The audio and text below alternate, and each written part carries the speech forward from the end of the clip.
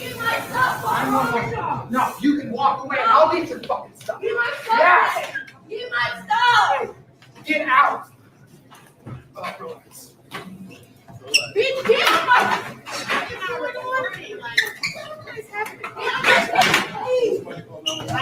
Oh, What the fuck do you think you're doing? no, what's wrong with them? Give my stuff. Please. Give my stuff. Give me my bag. Call the police. Call the police. Call the police. Woo! Get off of me. Hold on, let me call. Get off of me. Somebody's on the phone, right? Get off of me. Somebody's on the phone with the police, right? Yeah, I'm on the phone with the police.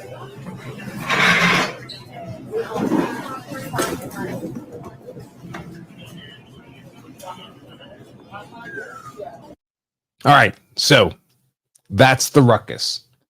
That's the ruckus. Let's take a look at some of this. So what do we have? We have this. We join this ruckus, and there's stuff that happens before the camera's rolling, right? And that lack of context creates a certain level of ambiguity. How do I make that? Oh, yeah, sorry. Here, we'll go through it like this. So we entered the fight here, the ruckus here, and there's already the young woman's hands on, the guy in the red shirt's pushing her back. We don't know at this point why they're ejecting her from the store. I had presumed she would be a unruly customer. But yeah, I'll go ahead and play it larger. One more time. Give my stuff. No, you can walk away and I'll get your fucking stuff. Give my stuff. Yeah. Give my stuff. Get out. Relax. Bitch, get my.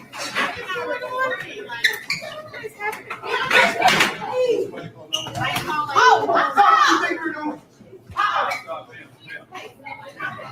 no, what's wrong with them?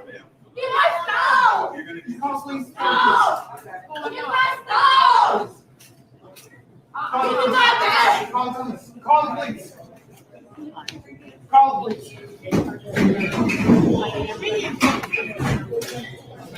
Get off of me. Hold on, let me call. Get off of me. Somebody's on the phone, right? Get off of me. Somebody's on the phone with the police, right? Yeah, I'm on the phone with the police.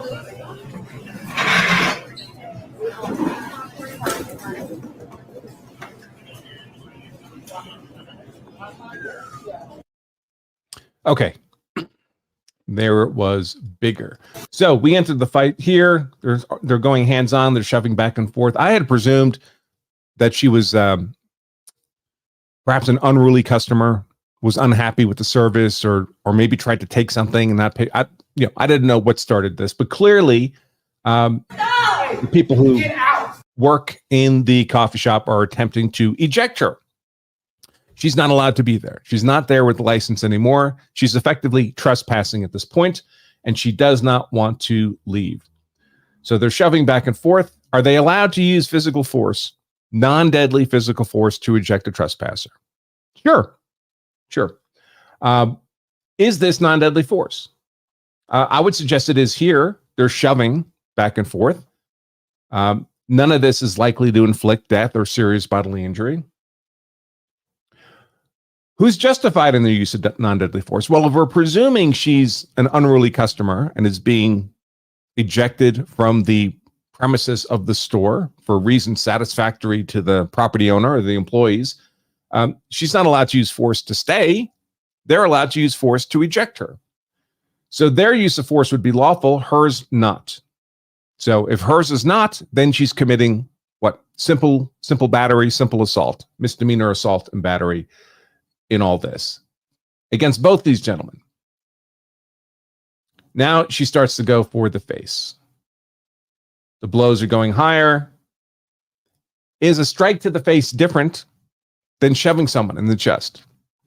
Yeah, it sure is.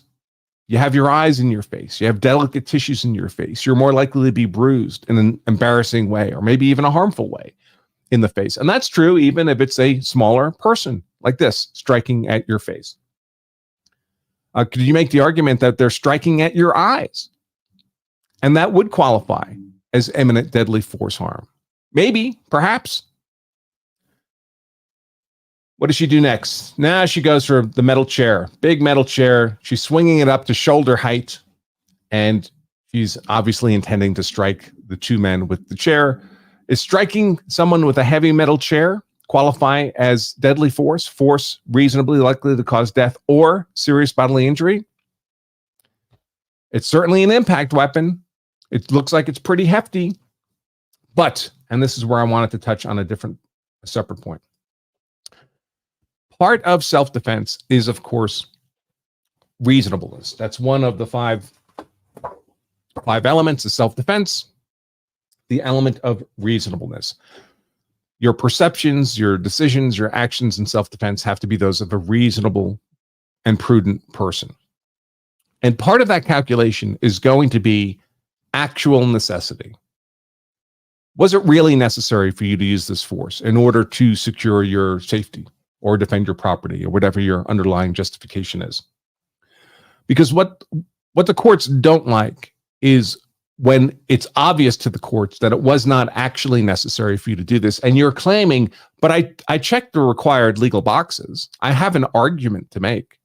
If it looks like a pretext, if your narrative of self-defense looks merely like a pretense for you to use force against that other person unnecessarily, that becomes a hard sell in a court of law, especially if you've caused serious injury. Now, here, the woman picks up the metal chair. If someone my size were trying to hit me with that metal chair, I would absolutely consider that a deadly force attack. But here, the larger dude just takes the chair out of her hands. He's clearly not frightened of the chair. He's not frightened of her. He's especially larger than she is, of course. And he just puts the chair aside. Should he have used any more force than this? Could he have? I mean, physically, he could have just punched her in the face, right? And said, well, that's proportional to me getting hit with a heavy chair. But he didn't have to do that. He knew he didn't have to do that. He was confident he didn't have to do that. He just grabbed the chair and took it out of her hands. So one caution I want to share with everyone is, be cognizant of this. You should be using the least amount of defensive force consistent with your safety, and not any more than that. And that least amount may be zero. It may be zero. So if you can use zero force consistent with your safety, even if you would be privileged to use force, then I would encourage you to use zero. Use the least amount of force, because the more force you use, the greater the stakes go in terms of your legal liability. So I think this gentleman did a nice job here of simply stripping her of the chair. Now, there's also a context in which using the least amount of force can be particularly important, and that is if you have some exceptional fighting ability that a normal person would not have. So, I don't know, you're a black belt at BJJ. Well, someone who's not a black belt in BJJ may be facing a particular kind of threat, maybe a stronger individual than them, a taller, larger individual than them. That, in theory, could justify the use of deadly defensive force. But if you have an exception fighting ability that negates that threat, if you bring your exceptional skills to bear, then a prosecutor might argue that, hey, we need to judge you not as someone who's unskilled in defending yourself, but someone who has a very high level of skill in defending yourself. And what would a reasonable and prudent person who's a black belt in BJJ have done under these circumstances? Right? Maybe not use deadly defensive force. Maybe just wrap the person up, turn them into a human pretzel. And again, in martial arts, there's a lot of techniques. I'll speak to BJJ, right? You can put someone in an arm bar and just hold them, control them. You can put a little pressure on and try to get some pain compliance, or you can basically destroy their arm, destroy the elbow, destroy the shoulder. Each of those is appropriate in its own set of circumstances. And again, I would urge that you use the least amount of force consistent with your own safety. So now she's lost a chair. She's going back after the guy in the red shirt, right to the face. Lots of blows to the face. And this is where he throws her.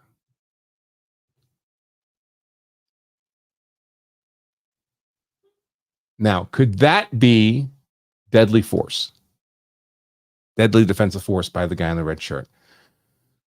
Well, it turned out not to be, right? Because she bounces right back up. She's fine. But it wouldn't have to be much different to sure look like deadly force, right? If he had dumped her right on her head, excuse me.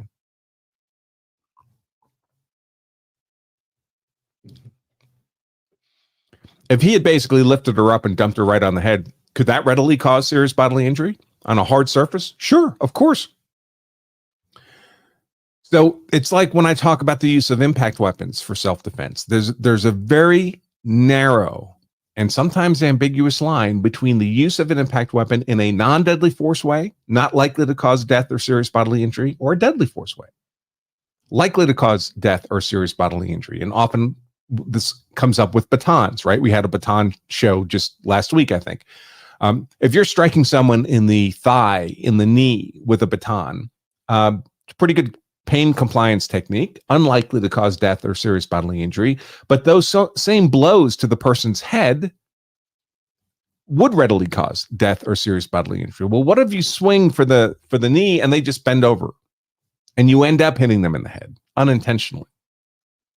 Well, you would say that was an unintentional infliction of deadly force, an accident caused by their bending over. But remember, the people judging your use of force after the fact, they weren't there. They can't read your mind. They can only make reasonable inferences from the evidence available to them. And a prosecutor might well argue that blow to the head was intentional. They bent over and then you struck him in the head, knowing that you could inflict death or serious bodily injury. So this is, this wouldn't have to be much different. Now, of course, fortunately for everyone involved, she's not seriously injured. She pops right back up.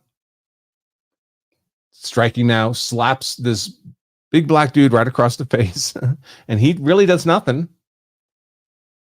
He's doing everything he can to just de-escalate the situation.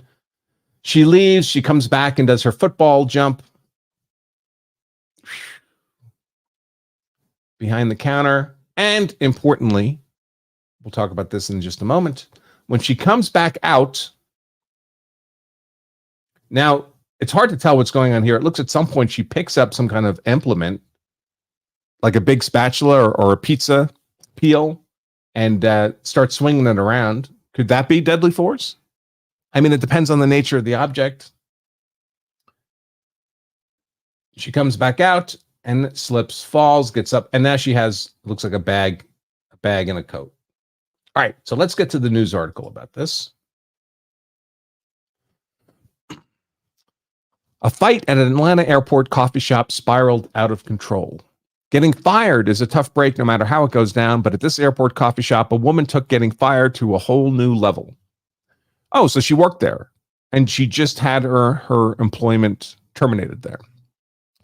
A video was posted today of a young woman in a coffee shop fighting violently with several of her coworkers trying to get behind the espresso bar despite their attempts at removing her from the building. According to police, the woman had been fired from her job on Saturday at Harvest and Grounds, a coffee shop at Hartsfield-Jackson Atlanta International Airport. The reason for her firing appears to be because of an argument between her and a coworker over espresso shots. One of the employees, a woman has been identified as Shakuria Ellie, became quite upset, leading to her violent reaction, which was caught on video.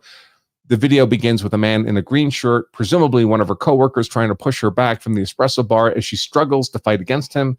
She then picks up a chair and tries to swing it at him before he takes it out of her hands. Soon after, she runs at another man in a red shirt with raised fists, trying and failing to get past him. He throws her violently onto the ground, at which point she jumps back on her feet and begins hitting him. At this point in the video, the man in the green shirt holds her arms from behind while she demands to be allowed to retrieve her belongings. So she had stuff behind the counter, that bag and that coat. She pulls her arms out of the hold and slaps the man. She then pretends to leave the store, then quickly runs and jumps over the counter toward the back of the cafe.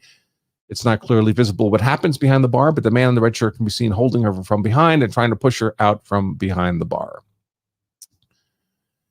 This is the part where things escalate even further as the woman appears to try to hit the man in the red shirt with what seems to be a metal pan. The man then shouts at the people in the store, somebody's on the phone with the police, right?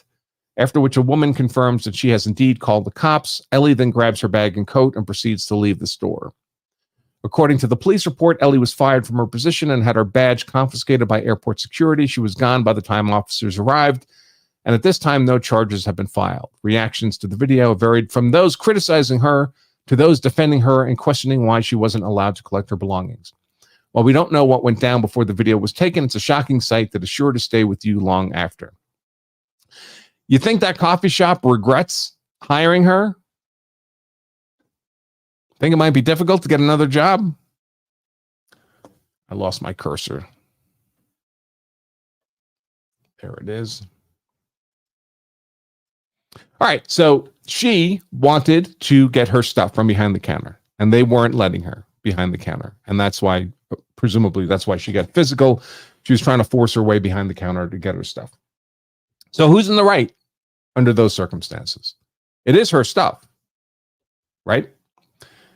But she's been fired. And let's presume she was fired for appropriate cause. And just being insubordinate is appropriate cause for being fired from a job. So that's what happened, and they fired her. She's terminated. She no longer is present with license. She's a trespasser. She has to get off the property. That's her legal duty now, to get off the property. And they're allowed to use non-deadly force to remove her from the property if she refuses to do so. What about her stuff? Isn't she allowed to have her stuff? And the answer is yes. But they're allowed to provide her, return her stuff in a reasonable manner. She's not simply entitled to go into areas of the store that non-employees are not allowed to go into. If a customer wouldn't be allowed in, she's not allowed in. In fact, she's not even allowed anywhere in the store, right? They've at least implicitly communicated that to her. She has to get out. Does that mean they can keep her stuff forever? Well, no, that would be stealing. But they're not required to let her go behind the counter to get her stuff now. They just have to provide some reasonable means for her to be reconnected with her stuff. By the way, could she simply have... The guy told her during the fight, by the way, he says, I'll get you your stuff, but you have to leave. Could she have stepped outside the store and waited a moment? See if someone brings her coat and bag? Could she have found some kind of law enforcement or security in the airport and said, listen, had a fight with my boss. He fired me. That's fine. But I'd like to get my stuff back. Could you do that? Could you help me get that back? You think they would have kept her coat and her bag from her? They're not trying to convert that property to their own use permanently. But clearly, this is a bit of a hothead. She's not taking the firing well. And they don't want her present in the store for obvious reasons. Yeah, exactly. Someone in the comments says they can mail her stuff. That would be a perfectly reasonable way to reconnect her with her stuff. Now, certainly if it were me, it would seem to me that connecting her with her stuff might encourage her to leave. I want her out of my store. So yeah, I would have been more aggressive about connecting her with her stuff to facilitate her departure instead of doing all this. I mean, there were two of them. So it's not clear to me that the guy in the red shirt could not have grabbed her bag and coat, and while the taller man was, keeping her from going behind the counter. I understand why they don't want her behind the counter.